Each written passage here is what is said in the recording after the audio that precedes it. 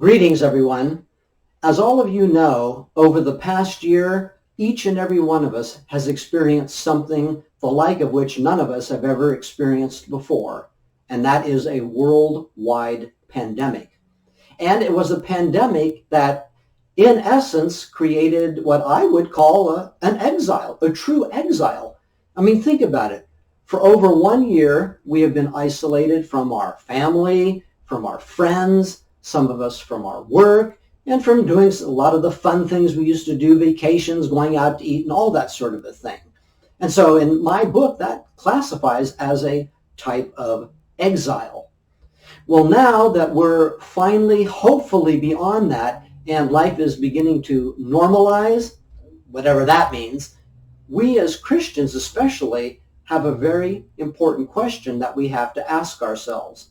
And that question is, how shall we live after the exile? I mean, do we just resume our lives and pretend that nothing ever happened? Or do we count our lucky stars and maybe do something new that we ever did before?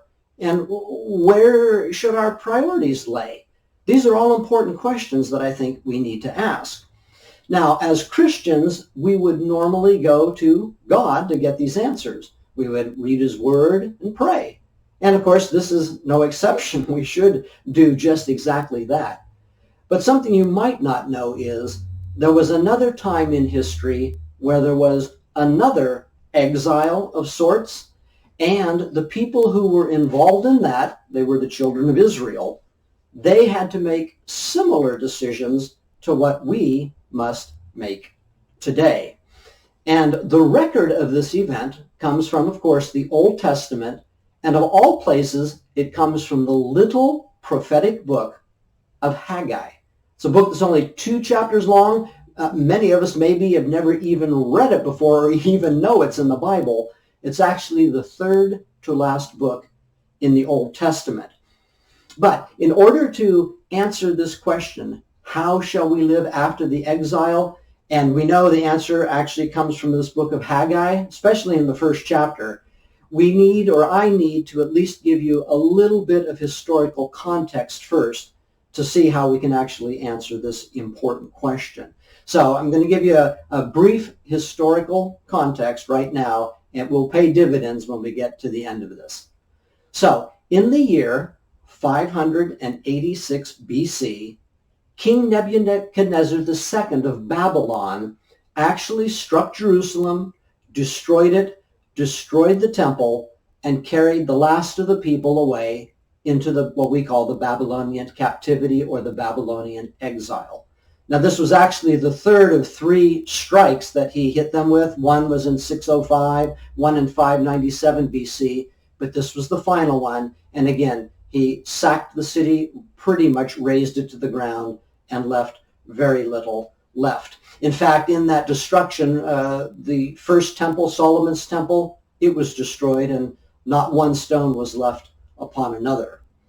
Then come down a little bit of time in history to the year 538 BC.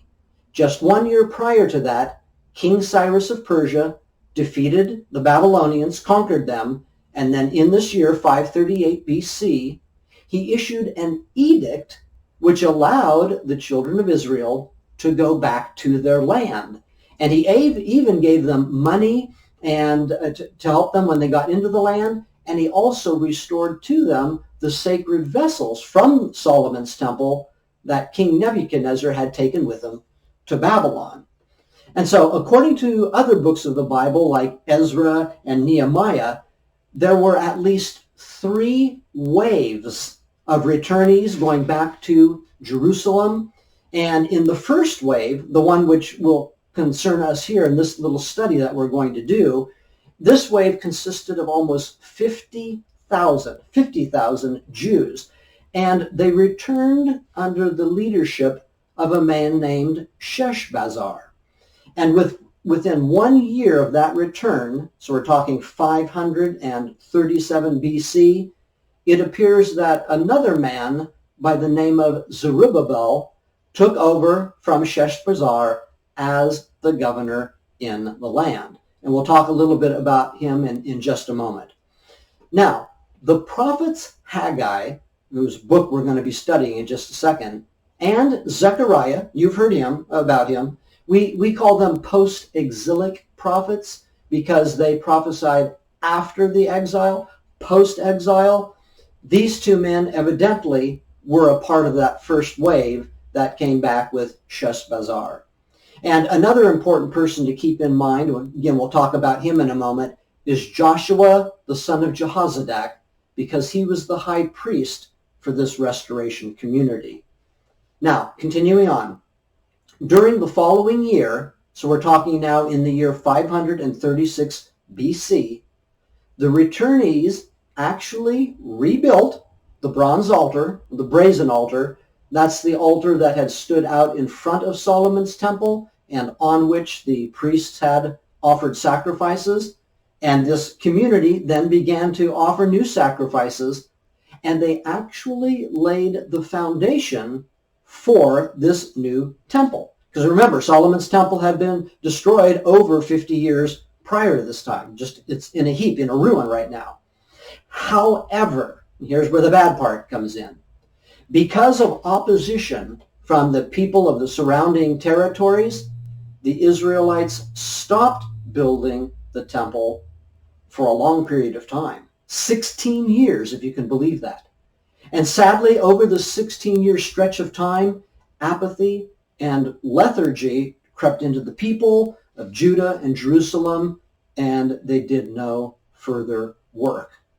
But then, and here we're coming to the end of our little history lesson, 16 years later, in the year 520 BC, because of some changes in the Persian government was the ruling authority at this time. This is before the Romans and so forth, way before them. You're talking 500 years before the Romans. Because of the changes and because of the preaching of Haggai and Zechariah, the people of Israel returned to rebuilding the temple and finally got it built. And Haggai, our person here that we're going to study, he delivered 4 messages from God. We call them oracles. So he delivered 4 oracles of God. The first one is going to be the one that's most important to us, and we're going to find it in chapter 1, verses 1 through 13. That's what we're going to study together here. And remember, we're trying to answer the question, how shall we live after the exile?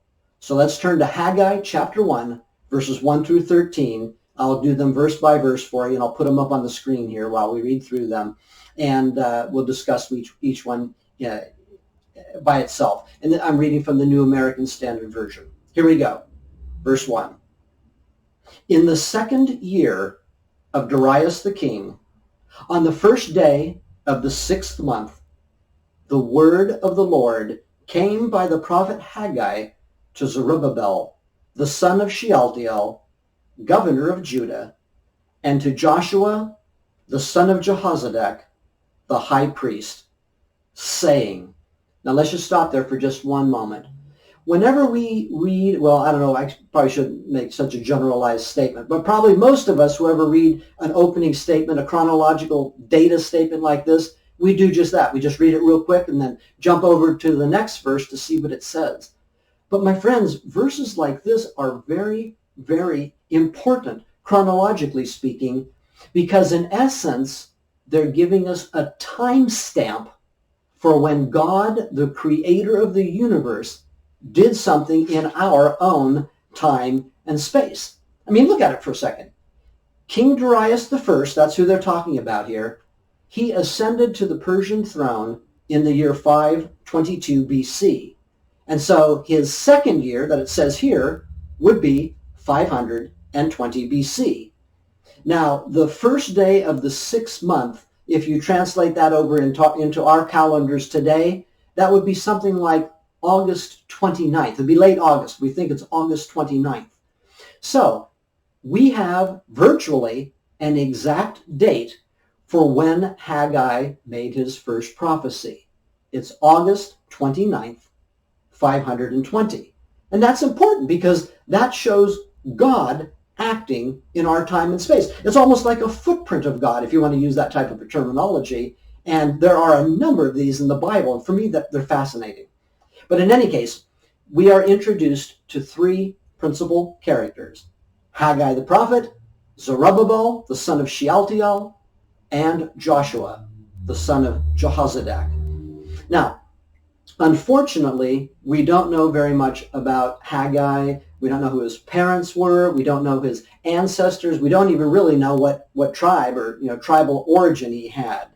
His name means something like festal or festive or festival of Yah, Yah meaning Yahweh.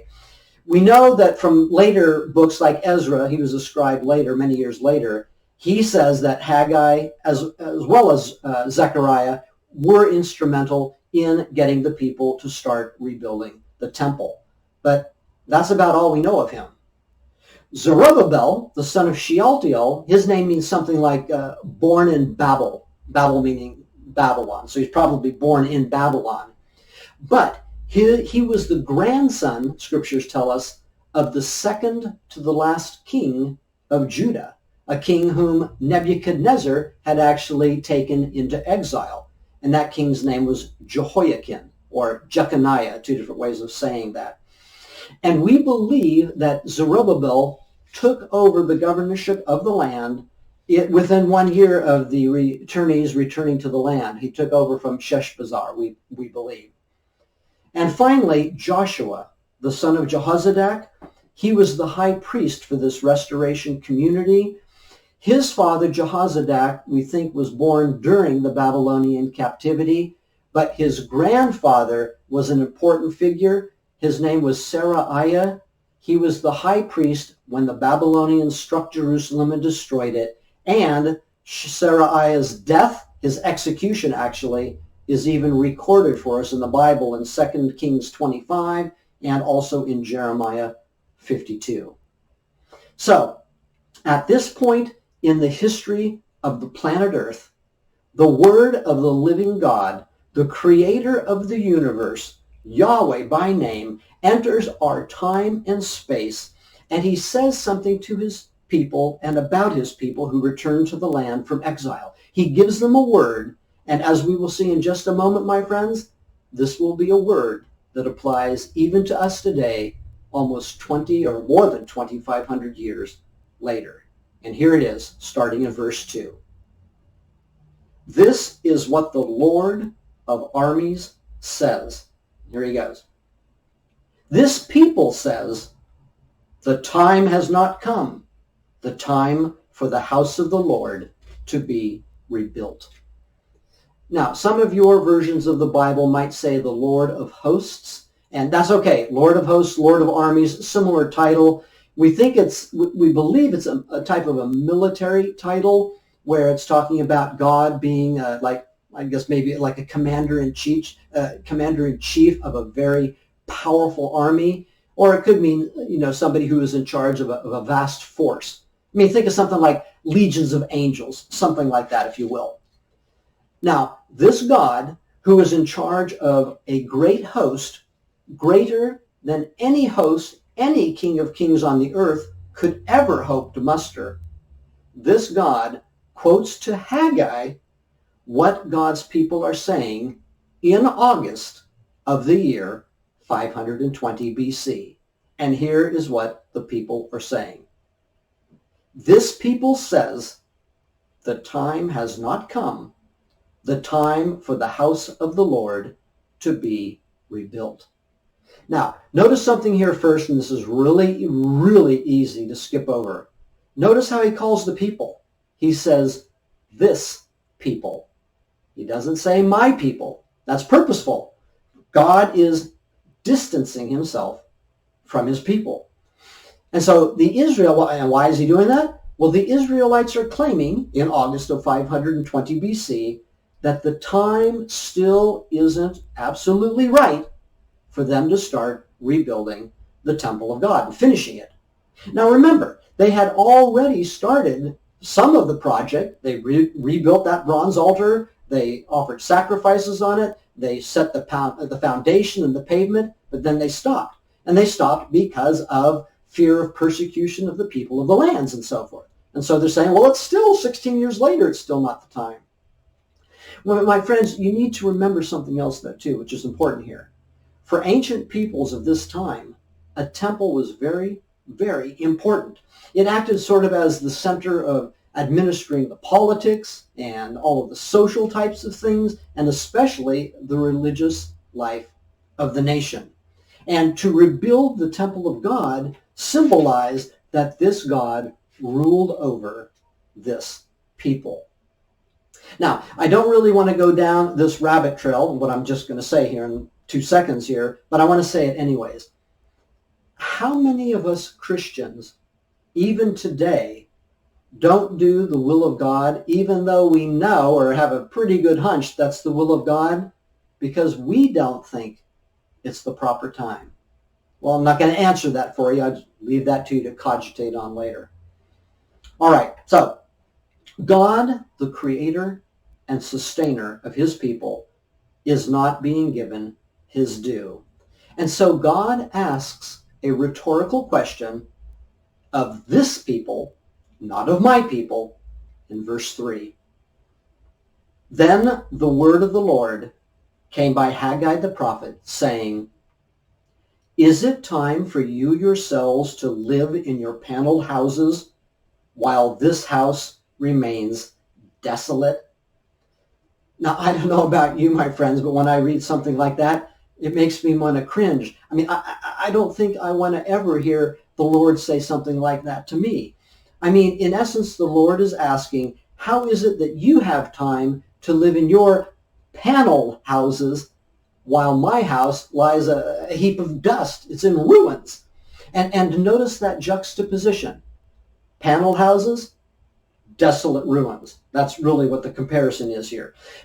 Paneled houses could simply refer to a house that has a roof on it, but it also carries the idea of a house that has maybe some wood beams in it to give it some sturdiness in case of an earthquake, make it a little more comfortable, making it look a little bit nicer, that sort of a thing. I don't really know what sort of a modern example to use. Maybe like if you walk into somebody's house and you see these nice mahogany walls or whatever, all polished and everything. It makes it look richer, it makes it look more comfortable, makes it look more expensive, and it's a little bit more sturdy. Maybe something like that. But on the other side of that spectrum, God's temple lies desolate. And that word for desolate in the Hebrew, it does mean a ruins, like a pile of dust, but it also means something that's very dry and brittle, kind of like a really dry leaf, and you pick it up and blow on it and it just turns into dust. That's kind of the image that it's portraying there. And what makes this even worse, you remember King Cyrus? Remember in 538 BC, he issues that edict allowing the people to go back to the land, and he gives them money and so forth. Well, he provided Jews with that money precisely so they could buy timber, but timber so that they could use to rebuild the temple to make it sturdy. And evidently, I mean, we don't know this for sure, but when you're reading it, it sounds like it. The people use that money instead to build and to make their own houses more luxurious or extravagant, whatever you want to say there. So, in verse 5, the Creator God, the God of the greatest army in all of eternity, says this: Consider your ways. My friends, by this point, I would be sweating bullets. I'm sweating bullets almost just reading about it 2,500 years later. But the Lord's addressing his people, and he's saying this to his people. But as I mentioned before, in just a few more seconds here, we're going to see that these words apply just to us.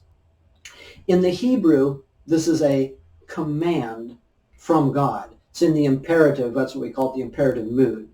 But do you know what these verses say in the original Hebrew? It says, set your hearts on your paths. That's kind of poetic, isn't it? In other words, what he means here is examine your motives in what you're doing. This is important. Or evaluate your life situation. And my friends, even though he spoke that 2,500 years ago, these are words which every servant of the Lord should heed in every age of man, no matter what. Then in verse 6, God shares with the people how their selfish and self-centered motives actually caused God not to be able to give them the blessing that he wanted to. This gets kind of rough in here. Verse 6. You have sown much only to harvest little. You eat, but there is not enough to be satisfied. You drink, but there is not enough to become drunk. You put on clothing, but there is not enough for anyone to get warm. And the one who earns wages to put into a money bag full of holes. My friends, what he's saying there is no matter how many seeds they planted, it didn't produce a good enough crop. No matter how many vineyards they tied on trellises or whatever, it didn't produce enough grapes. No matter how many sheep they sheared, the wool just wasn't enough to make clothing thick enough to keep them warm during the winter time. And it was like earning money, but the money just falls through holes in your pocketbook or whatever. Kind of like trying to hold water in your hand. It's going to seep through. In other words, they didn't have enough money to pay their bills, I guess would be kind of one way of looking at it. And it's also very interesting to note, this might be something you're not aware of, but in the Old Testament book of Deuteronomy, when it speaks about poor harvests or lack of food or inadequate clothing, that's a sign and a result of a failure to keep covenant with God. Very interesting. So, once again, in verse 7, God says this, the Lord of armies says, consider your ways. My friends, that's the exact same thing God just said in 2 verses ago. Same thing. Set your hearts on your path. What are you doing? Take a measure of it right now. And my friends, if God says something to you one time, don't you think you'd sit up and listen? But if he has to say the same thing to you a second time, woe to you for not listening to the Creator God, right? All right, in verses 8 and following, God explains to his people what his people need to do in order to find blessing. And here we get into where we hopefully can find our answer as well. First, in verse 8, God says, go up to the mountains, bring wood, and rebuild the temple, that I may be pleased with it and be honored, says the Lord. In other words, get up off your seats, repent of your lethargy and your apathy, and go out and do the work of the Lord. In other words, show that your faith is not just a noun, but that it is predominantly a verb. Faith isn't just simply saying, I believe in God. It's living the life that shows that belief, that faith. That's what true saving faith is. And this, my friends, is still and always will be a proverb and a saying that every Christian in every age of man would do well to heed. Then, in the first part of verse 9, God explains a little bit further. He says, you start an ambitious project, but behold, it comes to little. When you bring it home, I blow it away. Whoa, wait, hold on here a second.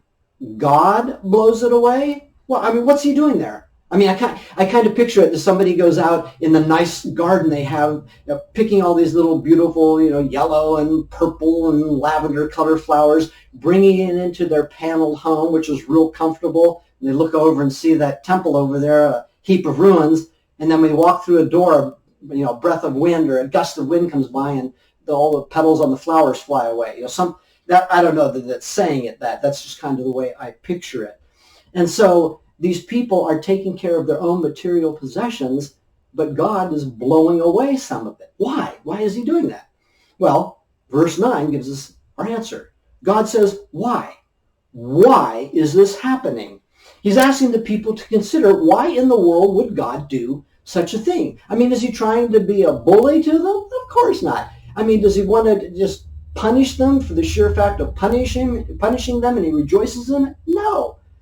But the Lord gives the answer. He says, it is because of my house which remains desolate, while each of you runs to his own house. Now, one scholar made a comment on this that I like. I'm going to quote it to you. Quote, "The rhetorical question, why, introduces the punchline of the prophet's first oracle." This is it. "The direct cause and effect relationship between the plight of the people and the disrepair of Yahweh's temple." Plight of the people coincides with the disrepair to God's temple. And God is going to elaborate even further in verse 10. He says, "Therefore, because of you," and God's speaking about the people, and he's speaking about what they are not doing. He says, "Because of you, the sky has withheld its dew, and the earth has withheld its produce." Wow. Does that mean that the people somehow have some sort of supernatural power to stop the dew from coming down? No. Verse 11 explains it. "And I," this is God, "called for a drought on the land, on the mountains, on the grain, on the new wine, on the oil, on what the ground produces, on mankind, on cattle, and on all the products of the labor of your hand." My friends, in essence, God has become an adversary to his own children. Now why? Again, did he hate them? No. Did he take pleasure in torturing them? No. What is he doing here? He's chastening his people, and in that chastening, he's trying to show them the way that they can live and should live so that they might receive his blessing. That's what he's doing here. And you know, my friends, sometimes I think that a lot of us Christians, and I'm probably preaching more to myself here than to you. Whenever I say you, it's really me. I'm pointing back to myself. That many of us think that God created us so that he can coddle us, and that he's like a genie in the bottle in the sky that's there to answer any question or whim or give us whatever we want. That's not what we're here for. Yes, we were created to have a close and intimate relationship with our God and our Father, but that relationship is one of a steward to a master or a lord. I mean, at least if you read about the creation in Genesis 1, 2, and 3, that's what it's talking about there. So, given all of this that we've gone over, and here we're coming to the end now, what did the people of Israel do when the word of the Lord came to them in August of 520 BC through the mouth of Haggai the prophet? Believe it or not, they obeyed. They listened. They heard it. And they heeded the word of God. Check this out, verse 12. This is awesome. "Then Zerubbabel, the son of Shealtiel, and Joshua, the son of Jehozadak, the high priest, with all the remnant of the people, obeyed the voice of the Lord their God and the words of Haggai the prophet, just as the Lord their God had sent him. And the people showed reverence for the Lord." Isn't that wonderful? That's amazing, really, because if you read through it, I know you read your Old Testaments, right? You read your Old Testaments. I mean, time and time again, the word of the Lord comes to the people, and they just don't listen. They go their own way. I mean, how many prophetic books are there? And in the prophetic books, how many times are the prophets telling them something? And they don't listen. But finally here, and when they don't listen, it comes back to haunt them. But finally here, we see a body of people who obey the voice of the Lord through the prophets. And as a result, blessing comes. Verse 13, our last verse. "Then Haggai, the messenger of the Lord, spoke by the commission of the Lord to the people, saying, I am with you, declares the Lord." My friends, I almost can't believe it. We finally got ourselves a happy ending here. Amen? This is great. God and his people are finally on the same page. They show reverence to him, not only in their words, but also by their deeds, by their actions. Hallelujah! And you want to know well, you have to know this last tidbit or all of this will be for nothing. This is very important here. Even though there were still some things that the people had to deal with in some of the coming years. And by the way, you can read about this in the book of Haggai. I just did practically the first chapter for you. It's only 2 chapters long. You can read the whole thing in like 10 minutes. Read it. It's a good book, okay? Even though there were some things that the returnees still had to deal with after coming back from the Babylonian exile, they finally did complete the rebuilding of the temple in the year 515 BC. So it took them 5 more years. But something else which is very important. This temple, although over the course of the centuries it had some expansions, remodeling, and so forth, especially during the time of King Herod, do you know that this temple in essence, lasted all the way until AD 70 when it was destroyed by the Romans? And you know, that's like 600 years in one form or another that the second temple and the thought of it lingered on because of the word of the Lord. What a remarkable story, my friends, isn't it? But once again, what does this have to do with us? I mean, how does this answer our original question? How shall we live after the exile? Now, sure, we can just go back to living the way we did before, pretend like nothing ever happened. Sure, we can go back to our jobs, assuming they're even still there, and just make as much money as we can and continue to rebuilding our own houses and buying, PlayStations and all that kind of stuff and just enjoying ourselves. Sure, we can go take those trips again that we weren't able to. Sure, we can go back to restaurants and eat our lobster and caviar and whatever. I don't think I've ever had caviar, but that just popped into mind. We could do all of these things. But I ask you, what about God? What about the one who stood by you each and every day for over a year during a time that was very, very filled with fear?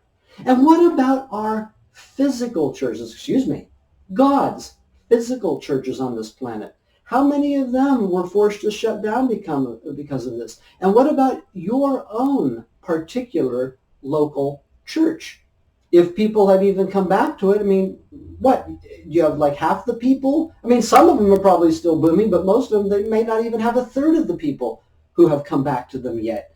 So that's an important question to ask. What are we going to do for God who saw us through such a trying time and we made it out on the other side? Maybe not unscathed, but we're still here. And how many people died in the process? You have a reason for still being here. So how are you going to show honor to him who brought you out of the exile? Every single one of us has been given at least one gift from God to use for his honor and glory. It doesn't matter whether you're 9 years old or 90. It doesn't matter whether you can run a sub 4-minute mile or you're in a wheelchair. There are things that you can do to honor and glorify your God and help out your local church, because it's probably the easiest way to do that. And so I cannot tell you what to do, but I can leave you with this final word of wisdom. Consider your ways. Is it time for you yourselves to live in your paneled houses while this house lays desolate? Thank you, my friends, for joining me. I felt this was an important word of the Lord that came to me, and I wanted to share it with you. God bless.